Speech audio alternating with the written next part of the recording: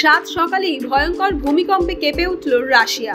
রবিবার কাকভোরে রাশিয়ার কামচটকা উপকূল কেঁপে ওঠে শক্তিশালী ভূমিকম্পে।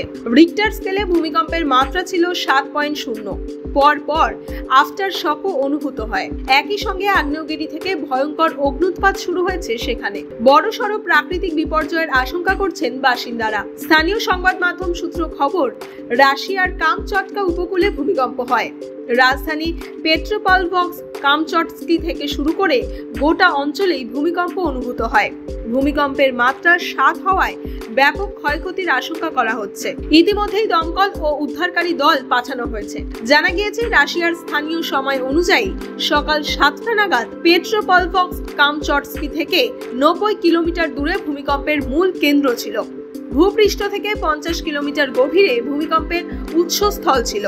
ভূমিকম্পের পর একাধিক আফটার শক অনুভূত হয়েছে বলেই জানা গিয়েছে। জোরালো এই ভূমিকম্পের পরই মার্কিন ন্যাশনাল সুনামি ওয়ার্নিং সেন্টারের তরফে সুনামির সতর্কতা জারি করা হয়, যদিও সেই বিপদের সম্ভাবনা এখন কেটে গিয়েছে বলেই জানানো হয়েছে। অন্যদিকে স্থানীয় কর্তৃপক্ষ কোনো সুনামির সতর্কতা জারি করেনি। প্রসঙ্গত, রাশিয়ার এই উপকূল প্রশান্ত মহাসাগর সক্রিয় সিসমিক বেল্টের উপরে অবস্থিত, যা রিং অফ ফায়ার নামে পরিচিত।